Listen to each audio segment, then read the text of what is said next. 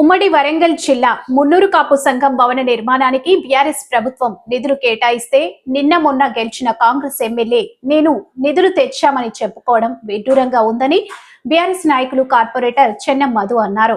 Hanamkonda press club లో నిర్వహించిన media సమావేశంలో ఆయన మాట్లాడుతూ 60 ఏండ్ల ఉమ్మడి రాష్ట్ర సమైక్య పాలనలో కాంగ్రెస్ సహా ఏ రాజకీయ పార్టీ సబ్బండ వర్గాలను కులాలను పట్టించుకున్న పాపాన పోలేదని, స్వరాష్ట్రం సాధించుకున్న తర్వాత కేసీఆర్ హయాంలో ఏర్పడిన ప్రభుత్వంలో 10 ఏండ్లలో అన్ని కులాలకు ఆత్మ గౌరవ భవనాలను నిర్మించారన్నారు. ఉమ్మడి వరంగల్ జిల్లా మున్నూరు కాపు 40 ఏండ్ల కలను సాకారం చేయడం కోసం ప్రభుత్వం మాజీ చీఫ్ విప్ దాస్యం వినయ్ భాస్కర్ ఎంతో కృషి చేశారన్నారు. నాటి ముఖ్యమంత్రి కేసీఆర్ ను ఒప్పించి మున్నూరు కాపు సంఘం సంక్షేమ భవనాన్ని 5.55 లక్షల నిధులను మంజూరు ఇచ్చారన్నారు. 2023 అక్టోబర్ 6 నాటి మున్సిపల్ శాఖ మంత్రి కేటీఆర్ మున్నూరు కాపు సంక్షేమ సంఘం నాయకులతో కలిసి శంకుస్థాపన చేశారని, శంకుస్థాపన జరిగిన కార్యక్రమాన్ని నిర్మాణానికి మళ్లీ శంకుస్థాపన చేయడం మళ్లీ నాయని రాజేందర్ రెడ్డి విఘ్నతకే వదిలేస్తున్నామన్నారు. మున్నూరు కాపు సంఘం భవన నిర్మాణ విషయమై 2-3 రోజులుగా జరిగిన సంఘటనలు చూస్తే కాంగ్రెస్ పాలన నిల్, పబ్లిసిటీ ఫుల్ లా అనిపిస్తుందని అన్నారు.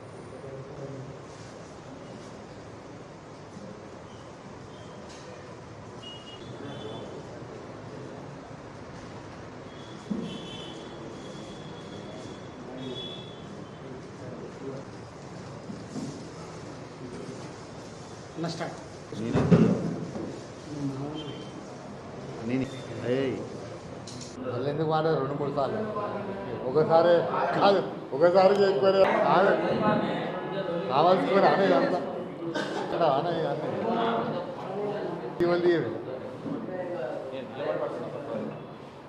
నిలబడి పట్టుకున్నాం.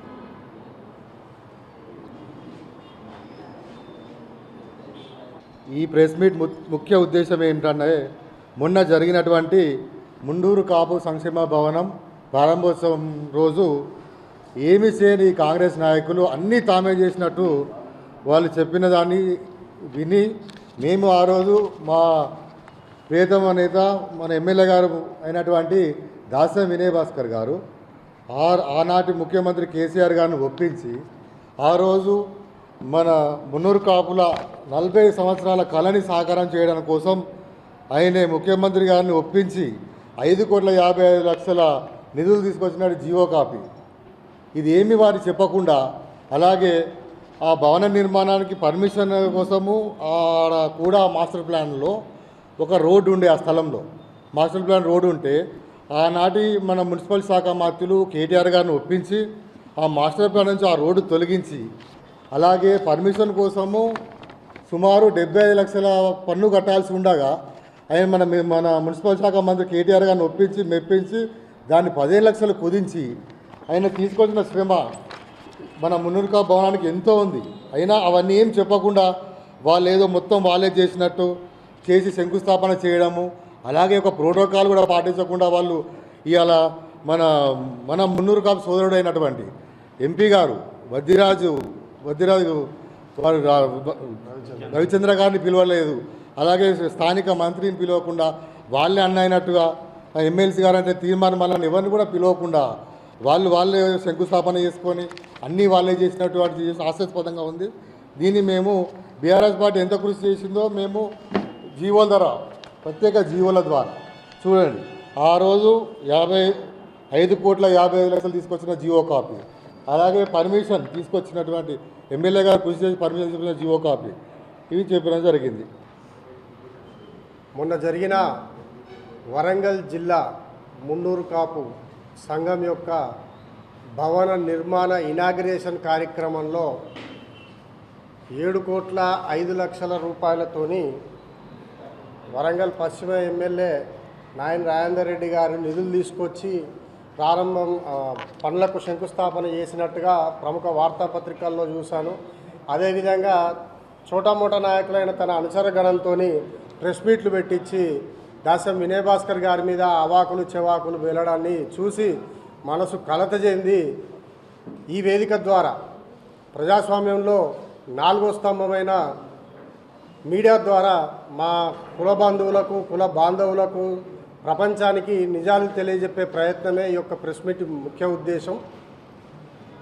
ఆనాడు రాష్ట్రం కొత్తగా ఏర్పడిన తర్వాత 2014లో కేసీఆర్ గారు గౌరవ ముఖ్యమంత్రి అయిన తర్వాత వరంగల్ తూర్పు నుండి కొండా సురేఖ గారు, కొండా మురళీధర్ రావు గారు ప్రాతినిధ్యం వహిస్తున్న రోజులలో 2015లో మొట్టమొదటిసారిగా కేసీఆర్ గారు ముఖ్యమంత్రిగా ఉండి 2 కోట్ల రూపాయలు మున్నూరు కాపు సంఘం భవన నిర్మాణం కొరకు విడుదల చేయడం జరిగింది. అది టెక్నికల్ ప్రాబ్లమ్స్ రీత్యా, అంటే ఆ ప్లేస్ లోపల ఓ రోడ్డు ఉంది, మాస్టర్ ప్లాన్లో రోడ్డు ఉంది, ఇది టెక్నికల్గా ఇక్కడ కట్టకూడదని కలెక్టర్ ఆబ్జెక్షన్ చెప్పడం వల్ల అప్పుడు ఆ భవన నిర్మాణ కార్యక్రమం వాయిదా వేయడం జరిగింది. మొదటిసారి నిధులు తీసుకొచ్చింది కూడా మా ప్రభుత్వం, మా పార్టీ నుంచి ప్రాతినిధ్యం వహిస్తున్న ఎమ్మెల్యేనే. ఆనాడు కొండా సురేఖ గారు వరంగల్ తూర్పులో టీఆర్ఎస్ పార్టీ శాసనసభ్యులుగా కొనసాగుతుండే. తర్వాత 2018లో రెండోసారి బీఆర్ఎస్ పార్టీ అధికారంలోకి వచ్చినాక గౌరవ దాసం వినయ్ భాస్కర్ గారు వరంగల్ పశ్చిమ ఎమ్మెల్యే గారు వారు మున్నూరు కాపు భవన నిర్మాణ విషయంలో చొరవ తీసుకొని కొత్త మాస్టర్ ప్లాన్లో ఆ రోడ్డును తొలగింపజేసి అక్కడ బాకీ ఉన్న పన్నును కూడా తగ్గించి కుదించి 5,55,00,000 రూపాయల నిధులు తీసుకురావడం జరిగింది. ఆ 5,55,00,000 నిధులను తీసుకొచ్చి ఆనాటి మున్సిపల్ అడ్మినిస్ట్రేషన్ మంత్రి గౌరవ కేటీఆర్ గారి చేతుల మీదుగా ఫౌండేషన్ స్టోరీ వేయించడం జరిగింది. ఆ కార్యక్రమంలో స్వయంగా నేను పాల్గొనడం కూడా జరిగింది. గత 2 కార్యక్రమాలలో నేను వెంట ఉన్నా. ఆనాడు జిల్లా అధ్యక్షునిగా ఉన్న పెంటయ్య గారు, పెద్దలు, ఇంకా చాలామంది కుల బాంధవులు అందరూ కూడా తండోపతండాలుగా కథలొచ్చిళ్ళు. ఓ దిక్కు వరంగల్ పశ్చిమలో దాసం వినయ్ భాస్కర్ గారు, అదేవిధంగా వరంగల్ తూర్పుల్లో మేయర్గా, అదేవిధంగా 2018 నుంచి 2023 వరకు శాసనసభ్యునిగా నన్నపనేని నరేందర్ గారు, వీళ్ళిద్దరు కూడా మున్నూరు కాపు సామాజిక వర్గానికి చెందిన బిడ్డలే. అక్కడ నరేందర్ గారు దేశాపేట ప్రాంతంలో 400 గజాల భూమిని కేటాయించి కాపు సామాజిక వర్గ అభివృద్ధి కోసం అక్కడ ఆయన కృషి చేయడం, వీళ్ళిద్దరూ అన్నదమ్ములుగా పోటీ పడుతూ నగరంలో అభివృద్ధిని పరుగులు పెట్టించడం జరిగింది. కానీ వీరు చెయ్యని పనిని చేసినట్టుగా, మొత్తం ఈయన్నే చేసినట్టుగా నవ్విపోదురుగాక నాకేమి చందంగా ఉన్నా కూడా అహంకారపూరితంగా, ఆర్భాటంగా, హంగులకు పోకుంటూ ఇదంతా నేనే చేసినా అని చెప్పి మున్నూరు కాపు కులాన్ని తప్పుదోవ పట్టించే ప్రయత్నం ఈనాడు పశ్చిమ ఎమ్మెల్యే నాయన రాజేందర్ రెడ్డి గారు చేస్తున్న విధానాన్ని మేము తప్పుపడుతూ మేము సూటిగా చెప్పదలుచుకున్నాం. అయ్యా, నువ్వు తీసుకొచ్చింది కేవలం 1.5 కోటి నిధులే. ఆనాడు మా ప్రభుత్వంలో 5.5 కోట్ల నిధులు మా వినయ్ భాస్కర్ గారు తీసుకురావడం జరిగింది. ఈనాడు నువ్వు తీసుకొచ్చింది 1.5 కోటి నిధులే. ఆ 1.5 కోటి నిధులకు నువ్వు ఫౌండేషన్ స్టోన్ వేసినావు. కానీ అక్కడికి వచ్చిన మున్నూరు కాపు సోదరులు ఎవరు? కేవలం మున్నూరు కాపు నినాదం మీద మొన్న పోటీ చేసిన ప్రముఖ వైద్యుడు నగరంలో కూతవేటు దూరంలో, నువ్వు ఇనాగ్రేషన్ చేసిన ప్రాంతానికి కూతవేటు దూరంలో ఉండే కాళీప్రసాద్ గారు వచ్చిల్లా, లేకుంటే ప్రోటోకాల్ ప్రకారం ఎంపీ రాజ్యసభ అత్యధిక ప్రోటోకాల్ మా సామాజిక వర్గానికి చెందిన నేత వద్దిరాజు రవిచంద్ర గారు వచ్చిల్లా, మీ పార్టీకి మద్దతు పలికిన ఎమ్మెల్సీ పెద్ద ప్రోటోకాల్ ఆయనది కూడా నీకంటే, ఆయనను పిలిచినవా? గౌరవ మంత్రి వాళ్ళు నీకంటే పెద్ద ప్రోటోకాల్ మా సామాజిక వర్గానికి చెందిన నేతలే, వాళ్ళని పిలిచినవా?